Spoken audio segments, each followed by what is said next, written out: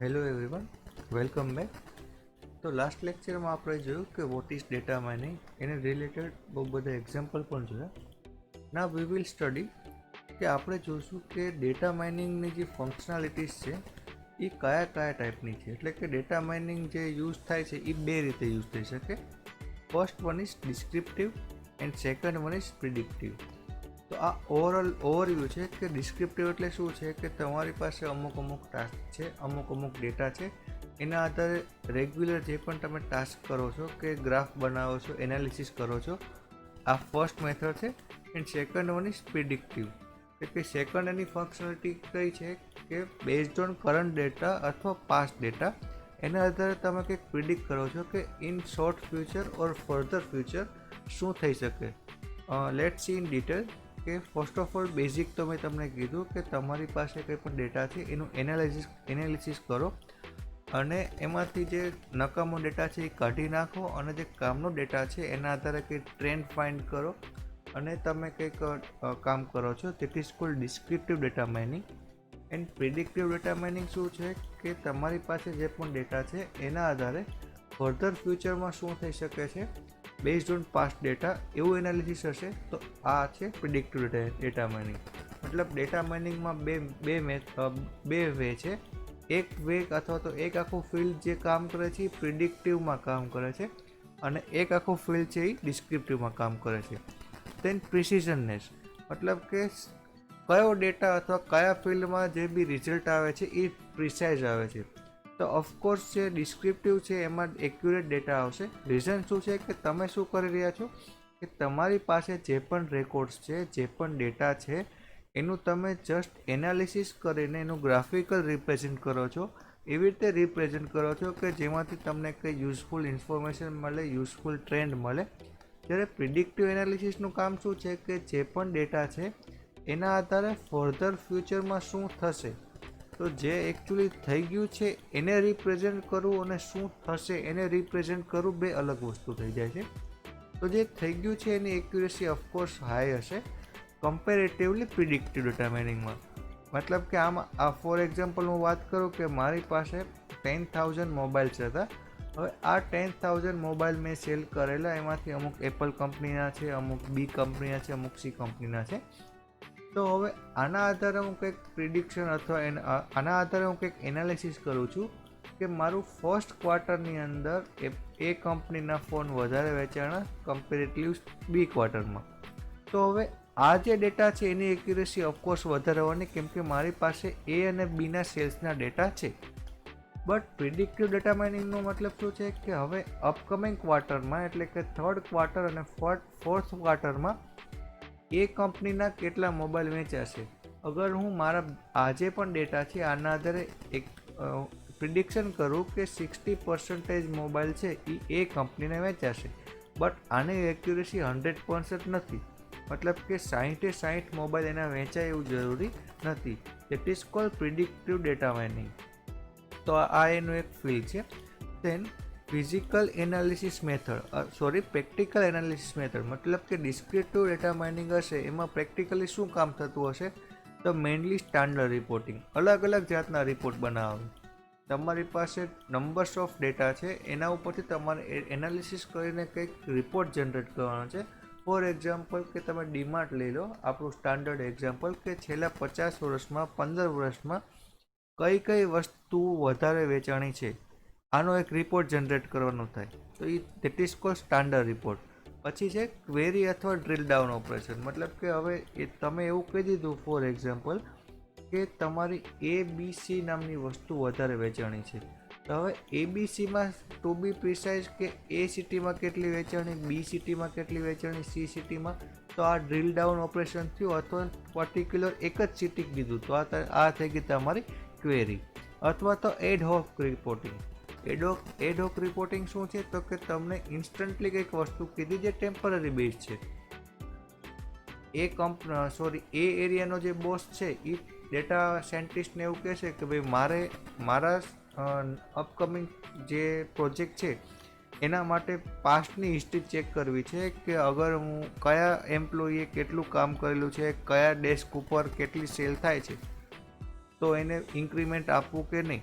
તો આના માટે આ જે ડેટા છે ને લાંબો ટાઈમ એ લોકોને સાચવવાનો નથી, જસ્ટ ફોર ફ્યુ મંથ્સ અથવા જસ્ટ ફોર ફ્યુ ડેઝ એ રીતનો રિપોર્ટ બનાવવાનો છે. તો આ બધાને કહેવાશે એડ હોક રિપોર્ટિંગ. સિમિલરલી પ્રિડિક્ટિવમાં શું થશે કે તમારે એનું મોડેલ બનાવવું પડશે કે આ રીતનું એપ્રોચ હશે. એમાં શું હશે કે કંઈ પણ વસ્તુ ઇમ્પ્લિમેન્ટ કરવાની છે તો એનું મોડેલ કયા જાતનું હોઈ શકે, કયા રીતનો ટ્રેન્ડ છે, એ બધી વસ્તુ આવશે પ્રિડિક્ટિવ ડેટા માઇનિંગમાં.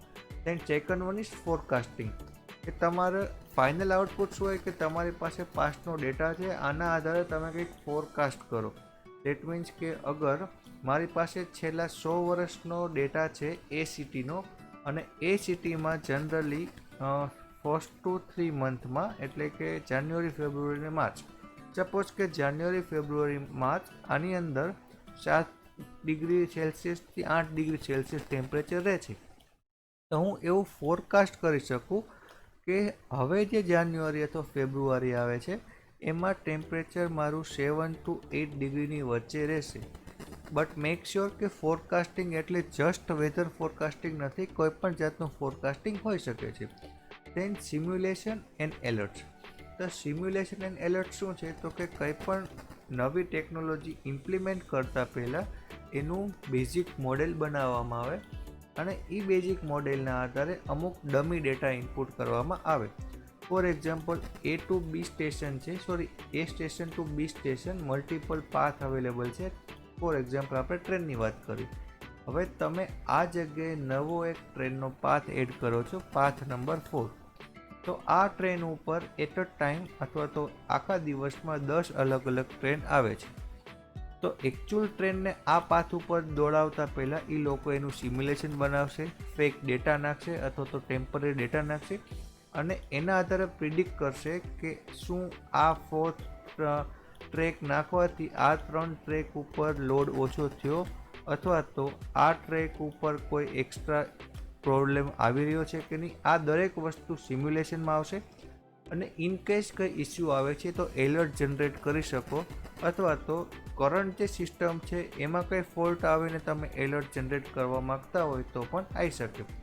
ફોર એક્ઝામ્પલ તમારું એરોડ્રાઉન છે અથવા તો એરપોર્ટ છે, એમાં એની કેપેસિટી છે કે એટ અ ટાઈમ અત્યારે એ 3 જ પ્લેનને સ્ટોર કરી શકે છે. I mean to say that કે 3 પ્લેન લેન્ડ કરી શકે છે એટ અ ટાઈમ. એ સ્ટેશન ઉપર અથવા તો એ એરપોર્ટ ઉપર 3 એરપોર્ટની પાર્કિંગ ફેસિલિટી અવેલેબલ છે. તો જ્યારે બી આ એરપોર્ટ ઉપર બે પ્લેન ઓલરેડી પાર્ક થઈ જાય, અને મારે એવી સિસ્ટમ બનાવી છે કે અગર 2 પાર્ક થઈ જાય તો મને એક સિમ્પલ એલર્ટ મળે કે હવે જેની હાઈએસ્ટ પ્રાયોરિટી હોય એને જ આ જગ્યાએ પાર્ક કરવા દેવામાં આવે, એના સિવાય નહીં. રીઝન કે હવે આ એરપોર્ટ ઉપર જગ્યા નથી. તો આને પ્રિડિક્ટિવ કહેવાશે. ઓલરેડી પાસ્ટનો ડેટા છે કે આટલી જગ્યાએ ફૂલ છે, પ્લસ કરંટનો ડેટા છે કે કરંટલી બીજા 2 પણ આવી ગયા છે, અને હવે ફ્યુચરમાં એક જ જગ્યા અવેલેબલ છે. તો આ બધું કહેવાશે પ્રિડિક્ટિવ ડેટા માઇનિંગ. તો યુ કેન સી દેટ કે ડેટા માઇનિંગ 2 અલગ અલગ એપ્રોચમાં કામ કરે છે. એક કામ શું છે કે ડિસ્ક્રિપ્ટિવ ડેટા માઇનિંગ, મતલબ કે તમારી પાસે જે પણ ડેટા છે એના આધારે તમે એનાલિસિસ કરો છો અને કહો છો કે આવું શું થયું છે અથવા તો શું થઈ રહ્યું છે. એન્ડ અનધર ફિલ્ડ ઇઝ કે પ્રિડિક્ટિવ ડેટા માઇનિંગ, કે આટલું થઈ ગયું છે બટ હવે શું થઈ શકે છે. દેન આમાં શું રિક્વાયરમેન્ટ છે તો કે ડેટા એગ્રીગેશન અને ડેટા માઇનિંગ. ત્યારે આના માટે શું છે તો કે તમને ડેટા એગ્રીગેશન આવડવું જોઈએ અને ડેટા માઇનિંગ આવડવું જોઈએ. જ્યારે આમાં તમને સ્ટેટિસ્ટિક્સ અને ફોરકાસ્ટિંગની મેથડ આવડવી રિક્વાયરમેન્ટ છે. મતલબ કે અગર તમારે તમારું ફ્યુચર ડેટા માઇનિંગ અથવા ડેટા સાયન્ટિસ્ટ તરીકે બનાવવું છે તો તમારા માટે 2 ફિલ્ડ છે. એક તો તમે આ ફર્સ્ટ ફિલ્ડમાં જઈ શકો, જે કામ કરે છે ડિસ્ક્રિપ્ટિવ ડેટા માઇનિંગ, અને સેકન્ડ ફિલ્ડ છે પ્રિડિક્ટિવ ડેટા માઇનિંગ. તો પ્રિડિક્ટિવમાં જવું હોય તો તમારું સ્ટેટિસ્ટિક્સ અને ફોરકાસ્ટિંગ અલગ અલગ મેથડ છે, વિઝ્યુઅલાઇઝેશનની મેથડ છે, એ તમને આવડવી જરૂરી છે. દેન ટાઈપ્સ ઓફ એપ્રોચ. તો કયા એપ્રોચ હોય આમાં, તો આમાં કયા ટાઈપનો એપ્રોચ છે, તો આ છે રિએક્ટિવ એપ્રોચ અને આ છે પ્રોએક્ટિવ એપ્રોચ. દેટ મીન્સ કે રિએક્ટિવ એપ્રોચ નામ ક્યાંથી આવ્યું, રિએક્શન ઉપરથી. કંઈક એક્શન બની ગઈ છે, બેઝડ ઓન ધેટ તમે કંઈક એક્શન લો છો, ધેટ ઇઝ કો રિએક્ટિવ. કે તમારી પાસે પાસ્ટનો ડેટા છે અને હવે તમે એનાલિસિસ કરો છો કે ખોટ શું કામ ગઈ અથવા પ્રોફિટ થયો તો કેટલો થયો. જ્યારે આ છે પ્રોએક્ટિવ, એટલે કે કંઈ થવાનું છે એની પહેલાંનું કામ જે છે એને કહેવાય છે પ્રોએક્ટિવ.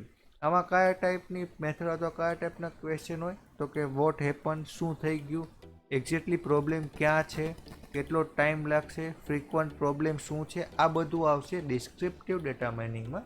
ત્યારે પ્રિડિક્ટિવમાં શું છે કે હવે શું થશે, ટ્રેન્ડ કન્ટિન્યુ ક્યાં સુધી રહેશે, કેટલો ટ્રેન્ડ થવાની પોસિબિલિટી છે, કેટલો પ્રોફિટ થશે, કેટલો લોસ થશે, કોણ એક્શન લેશે, કયા ટાઈપની એક્શન લેવાશે. તો ઓવરઓલ આ ઓવરવ્યૂ છે, મતલબ કે આઈ હોપ કે તમને સમજાઈ ગયું હશે કે બે ટાઈપના ડેટા માઇનિંગના ફિલ્ડ છે, એક છે પ્રિડિક્ટિવ અને એક છે ડિસ્ક્રિપ્ટિવ. નેક્સ્ટ વન ઇઝ કે આ કોઈ સ્પેશિયલ ક્વેશ્ચન તો ના પૂછાય, બટ અગર જીટીયુ અથવા તો યુનિવર્સિટીને પૂછવું હોય તો પૂછી શકે છે કે ડેટા માઇનિંગનો ડોમેન કયા છે, મતલબ કે કયા કયા મેઇન ડોમેન્સ છે કે જેની અંદર ડેટા માઇનિંગનો યુઝ થઈ શકે. તો કે જનરલી ડેટા માઇનિંગ છે એ ઇન્ટરડિસિપ્લિનરી ફિલ્ડ છે, એનો મતલબ કે એ દરેક ફિલ્ડ જોડે ડાયરેક્ટલી અથવા ઇનડાયરેક્ટલી કનેક્ટેડ છે. પછી તમે ડેટાબેઝ ટેકનોલોજી લઈ લો, સ્ટેટિસ્ટિક્સ લઈ લો, ઇન્ફોર્મેશન સાયન્સ લઈ લો, મશીન લર્નિંગ લઈ લો, વિઝ્યુઅલાઇઝેશન લઈ લો, અધર ડિસિપ્લિનમાં એઆઈ લઈ લો, આઈઓટી લઈ લો. દરેક જગ્યાએ ડાયરેક્ટલી અથવા ઇનડાયરેક્ટલી તમારે ડેટા માઇનિંગની રિક્વાયરમેન્ટ તો છે જ.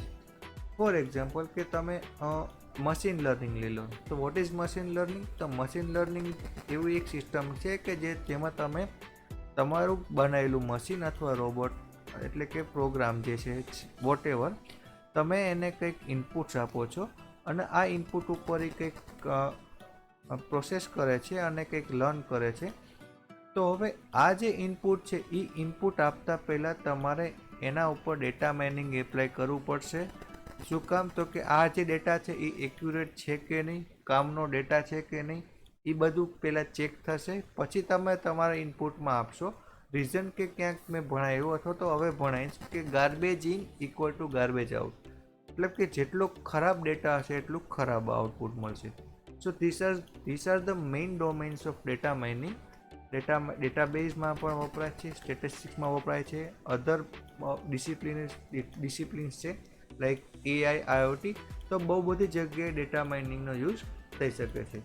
દેન classification of data mining system, એટલે કે અગર મારે ડેટા માઇનિંગ છે એને ક્લાસિફિકેશન કરવું છે તો એ આ મેઇનલી 4 એપ્રોચથી થઈ શકે. તો કે આ શું કહેવા માગે છે? આ એવું કહેવા માગે છે કે સપોઝ કે મારે ફ્રૂટ્સ છે, નંબર્સ ઓફ ફ્રૂટ છે મારી પાસે, એપલ છે, બનાના છે, મેંગો છે, ઓરેન્જ છે. તો આનું મારે ક્લાસિફિકેશન કરવું હોય તો કઈ રીતે થાય? તો એક તો હું પ્રાઇઝના આધારે ક્લાસિફિકેશન કરી શકું કે 10 to 100ની પ્રાઇઝવાળા ફ્રૂટ્સ, then 101 to 201 પ્રાઇઝના ફ્રૂટ, then 200 પ્લસના ફ્રૂટ. તો આ પ્રાઇઝના આધારે ક્લાસિફિકેશન થયું. then ટેસ્ટના આધારે ગળ્યા ફ્રૂટ કયા છે, ખાટા ફ્રૂટ કયા છે, then વિટામિન અથવા પ્રોટીનના આધારે, then સાઇઝના આધારે. તો અલગ અલગ રીતે ક્લાસિફિકેશન થઈ શકે છે. સિમિલરલી ડેટા માઇનિંગ સિસ્ટમ છે અથવા તો ડેટા માઇનિંગની જે એપ્લિકેશન્સ છે એનો ક્લાસિફિકેશન કયા કયા આધારે થઈ શકે. ફર્સ્ટ ઇઝ ડેટાબેઝ, એટલે કે તમારું જે ડેટા માઇનિંગ કરવાનું છે એમાં કયા ટાઈપનો ડેટાબેઝ યુઝ થઈ રહ્યો છે એના આધારે એનું માઇનિંગ થાય. તો કે ડેટાબેઝ એટલે કે ઘણામાં ટેબલ સ્ટ્રક્ચર હશે, કેમ કે આપણે આજકાલ જોઈ શકીએ છીએ કે ડેટા માઇનિંગ જરૂરિયાત જ શું કામ પડી, જે આપણે ટોપિક ડિસ્કસ કરેલો છે કે ડેટા માઇનિંગની જરૂર એટલા માટે પડી કે જે નંબર્સ ઓફ ડેટા રોજના જનરેટ થાય છે એના ઉપરથી કંઈ કામનો ડેટા મળી શકતો નથી. તો એ કામનો ડેટા મેળવવા માટે આપણે ડેટા માઇનિંગ કરી રહ્યા છીએ. તો અલગ અલગ જાતના ડેટાબેઝીસ અવેલેબલ છે. એક ટેબ્યુલર સ્ટ્રક્ચર છે, અમુકમાં આપણે ફેસબુક, ટ્વિટરની વાત કરીએ તો સેમી સ્ટ્રક્ચર અથવા તો અનસ્ટ્રક્ચર ડેટા છે, ઇમેજ છે, વિડીયો છે. તો દરેકના ડેટાબેઝ અલગ છે.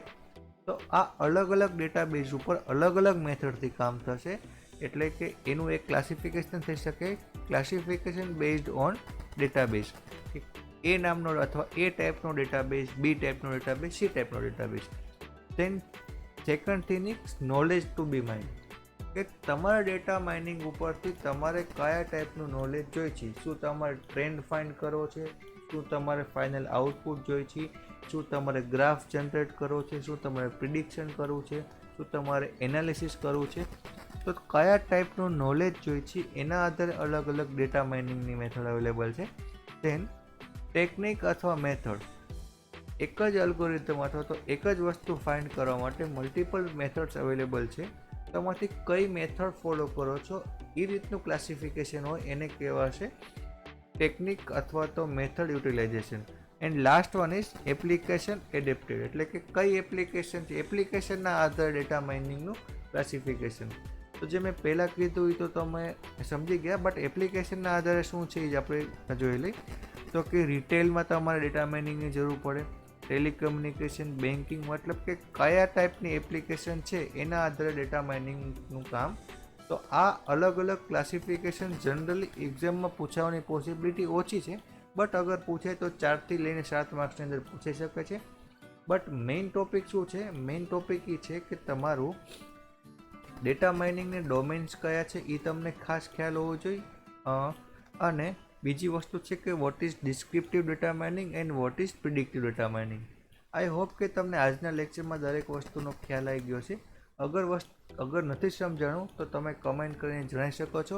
બટ અગર જો મારી મેથડ ગમે છે, અગર મારું ભણેલું તમને કંઈક હેલ્પફુલ થઈ રહ્યું છે તો પ્લીઝ લેક્ચરને લાઇક કરજો, શેર કરજો, તમારા ફ્રેન્ડ્સને પણ શેર કરજો. બની શકે તમારી કોલેજ, સ્કૂલમાં અથવા તો તમે જ્યાંથી પણ ભણી રહ્યા છો ત્યાં લેક્ચર્સ થતા હોય અથવા ના થતા હોય, please share to your friends. અગર ચેનલ ઉપર ફર્સ્ટ ટાઈમ વિડીયો જોઈ રહ્યા છો તો પ્લીઝ સબસ્ક્રાઈબ કરજો. જલ્દી મળશું આના અપકમિંગ લેક્ચર્સમાં. ત્યાં સુધી તમારું ધ્યાન રાખજો, તમારા ફ્રેન્ડ્સ અને ફેમિલીનું પણ ધ્યાન રાખજો અને આવજો.